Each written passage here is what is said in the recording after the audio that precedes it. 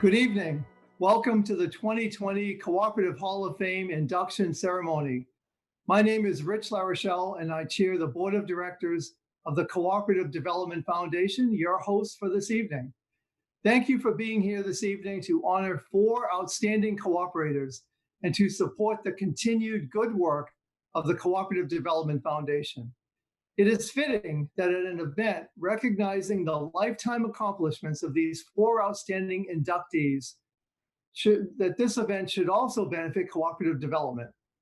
In a typical year, we would all be gathered together at the National Press Club. We'd make our way to the 13th floor of the National Press Club building, pick up our name tag at the Hall of Fame registration table, and head for the Hall of Fame reception. There we'd seek out and congratulate this year's Hall of Fame inductees and reconnect with cooperators from around the country. The bell would ring and we'd make our way to the ballroom for an evening of celebration and inspiration.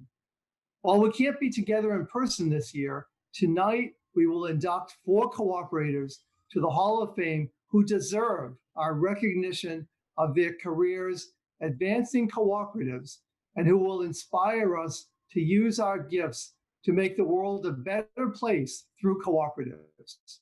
For 75 years, CDF has promoted community, economic, and social development through cooperatives. Over the last 27 years, CDF has granted or loaned more than $9 million to help people improve their communities through cooperatives. In this challenging year, CDF increased its grant making and giving to meet community needs.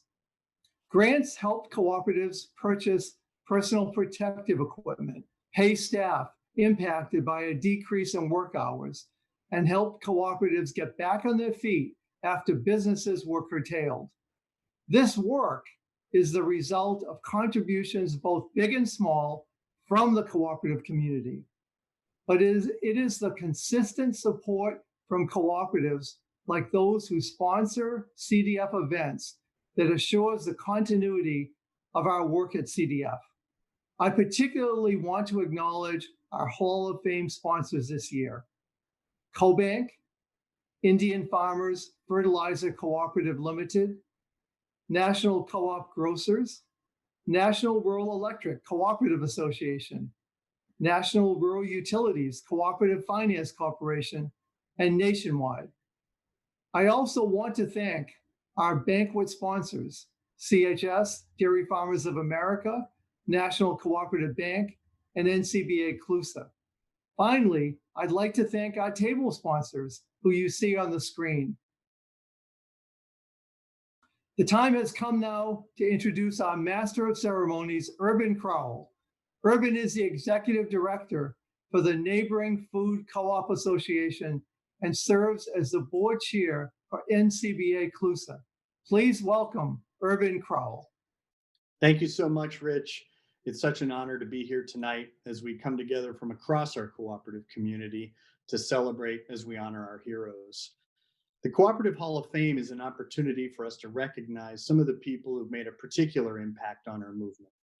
They've worked tirelessly in the belief that cooperatives represent a more inclusive, humane, and equitable business model that gives an economic voice to people from all walks of life as workers, consumers, producers, and small business owners. As Rich pointed out, the Hall of Fame is also an opportunity for us to get together as a community, to celebrate and to be inspired. And while we're not able to gather in person this year, I want to thank you all for joining us online. At this moment, when cooperatives matter more than ever, I hope you'll be inspired in your own work to advance co-ops as a better way of doing business. Tonight, we pay tribute to 4 outstanding leaders: Ben Burkett, Everett Dobrinsky, Carmen Huertas Noble, and Michael Mercer. Each is a true cooperative hero, and we honor their contributions to our movement and to the communities in which they have worked. Our inductees were recommended for this honor by a selection committee that reviewed the many nomination packets received by CDF from co-ops across the country. The NCBA CLUSA Board of Directors made the final selection, and I want to thank everyone who participated in our process this year. Each of tonight's inductees will receive a hand-blown glass sculpture representing the symbol of cooperation in the United States, the Twin Pines. And each nominating organization will receive a plaque. So I want to keep my comments to a minimum because we have some very powerful stories to share tonight. So let's just get started. Our first inductee is known for his tireless advocacy and heroic activism in service to Black farmers and their communities, and his contribution to the wider cooperative movement. Please direct your attention to this video honoring Ben Burkett.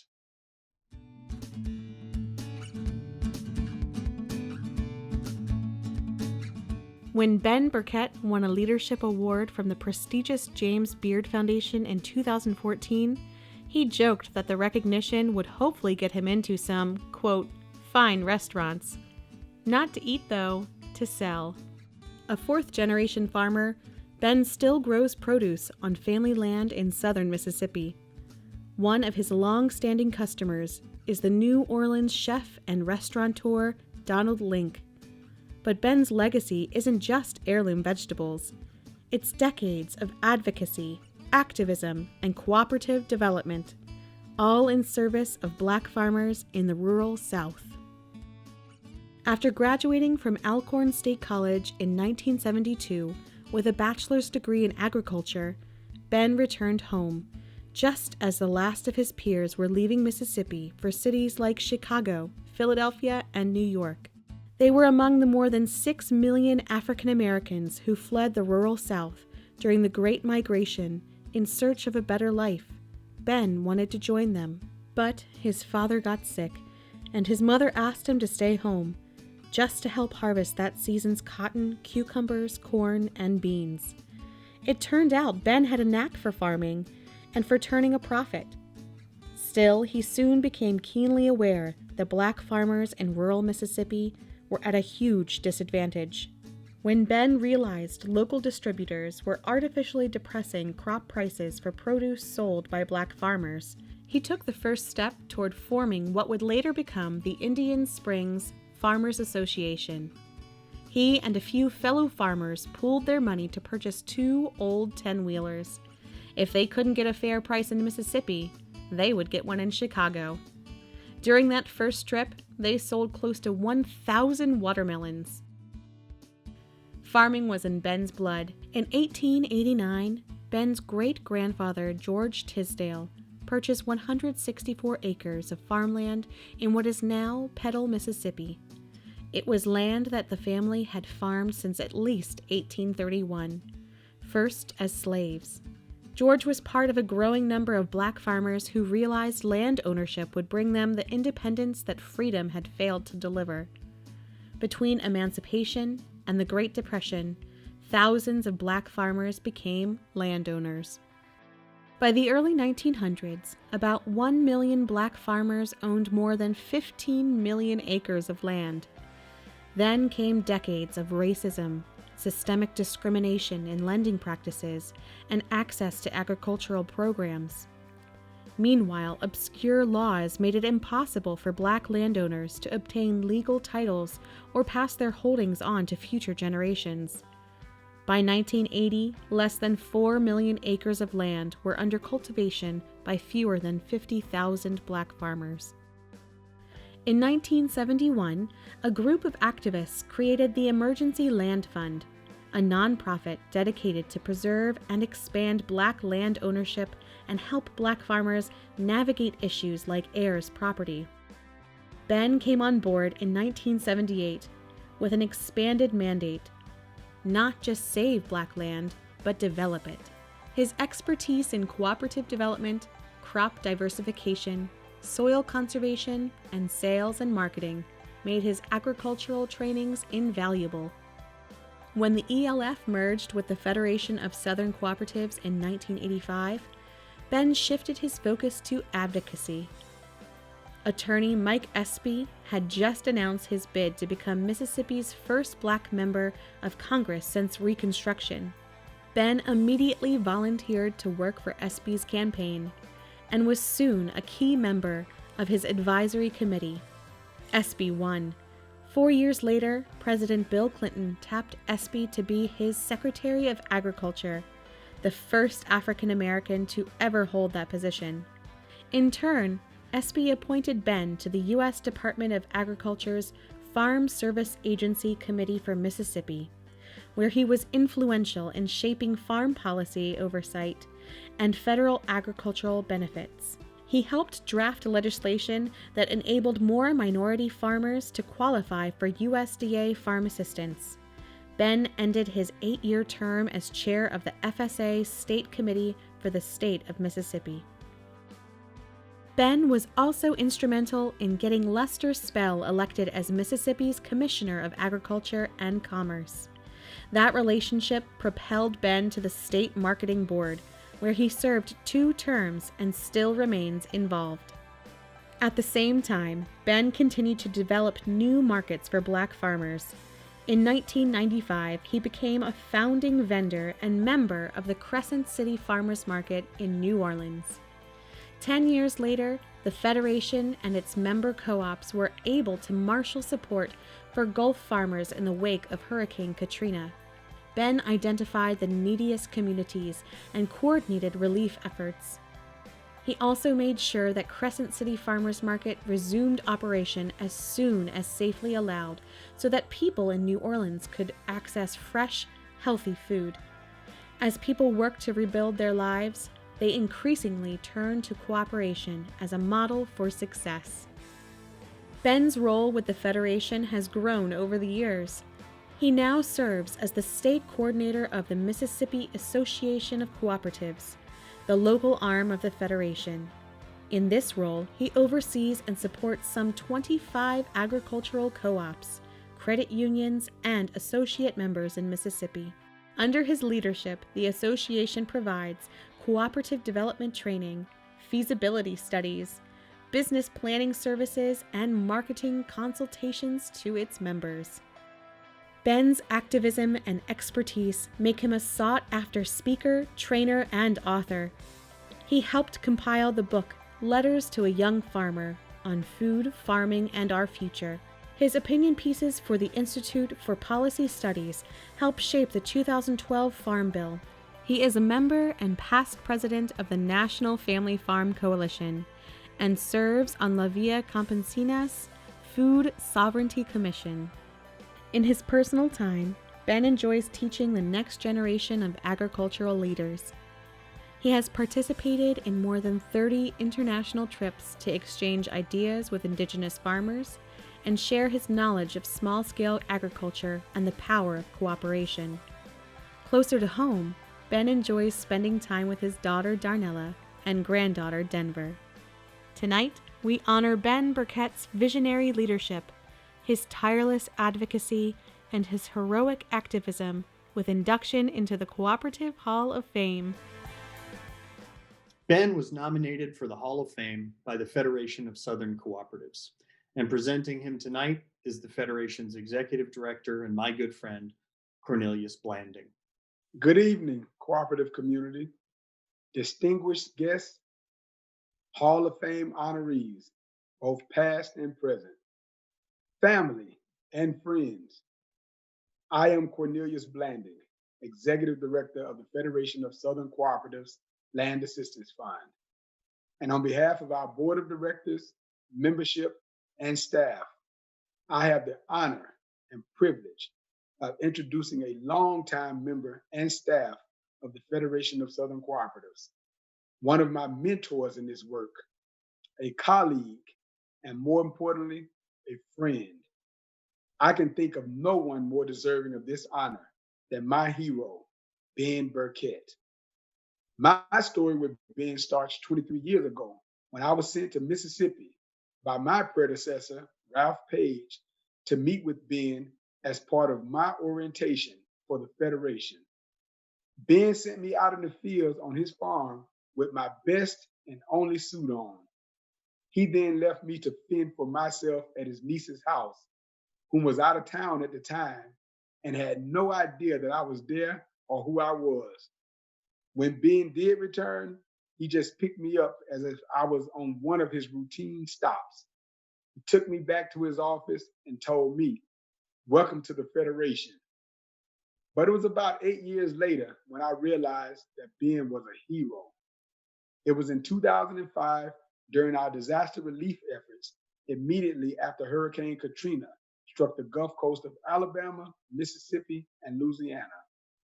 After weeks of checking on our membership affected by Katrina, initial stages of helping to organize cooperatives, and staying and eating anywhere we could, we finally got back to Petal, Mississippi, Ben's hometown, to find Ben's home split in half by a large tree. He had been on the road for weeks with me, knowing that he was also left homeless by Katrina. I was soon to learn that was just Ben Burkett, always putting others first. Ben is a farmer and an advocate. He is also a cooperator at heart. I can think of no one more deserving of this honor than my hero, my mentor, my colleague, my friend, Ben Burkett. Congratulations on an honor well deserved, my friend. Congratulations on being inducted into the Cooperative Hall of Fame. Good evening. It's an honor, a privilege to be here tonight, to accept this prestigious great award and becoming a member of the Co-op Hall of Fame. On behalf of our Executive Director of the Federation of Southern Cooperative, Mr. Cornelius Blandon, and many of the other cooperative members from the Federation that have received this award, I think it's a pleasure and a privilege to be in such great company.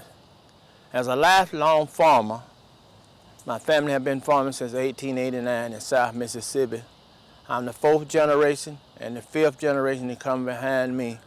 I know the value of being a member of a cooperative, a marketing cooperative, credit union, housing cooperative, energy cooperative. Those of us who have been a lifetime in cooperatives, such as myself over 40 years, we know the value of working together, of sticking together. And during these hard times in this country, with the economy and the virus, we must continue to even work even more closer together, today and tomorrow, in order to survive. And especially as African American farmers in the South, where my work is centered around, we continue to look forward to the future. For we know that as cooperative, we stick together and work together. I'd like to also add that as a member of many cooperatives, this time is the time that we really have to work together. So again, on behalf of myself, my family, many of my cooperative members back in Mississippi and in the South, once again, I thank you for this award, and I will always cherish it the rest of my life.